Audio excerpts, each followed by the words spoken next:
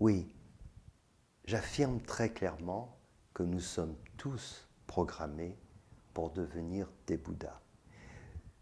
Quand j'emploie le terme Bouddha, je pourrais employer un autre terme, venir des Christ, le soi, importe. Ce que je veux dire par là, c'est que cette dimension spirituelle, c'est notre essence en tant qu'être humain.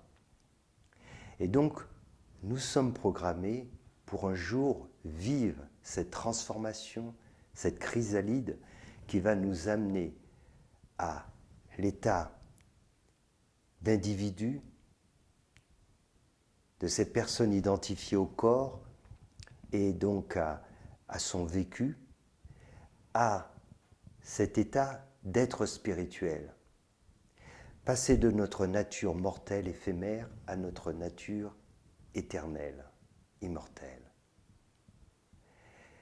C'est un phénomène de transformation extraordinaire. C'est pour ça que j'ai employé le terme de chrysalide, c'est une transformation profonde.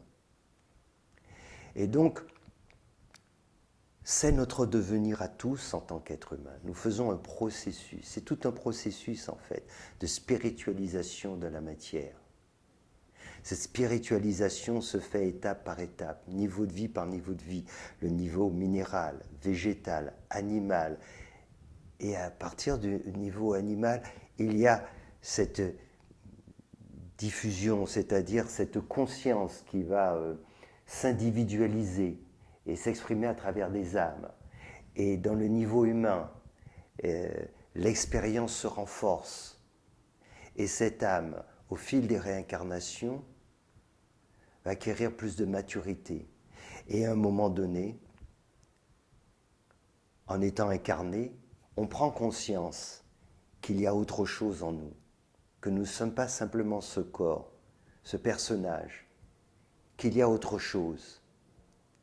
Et si on va plus loin dans cette démarche, alors on réalise effectivement que cette intuition que nous ressentons, qui est la voix de notre conscience, elle existe bien, cette conscience.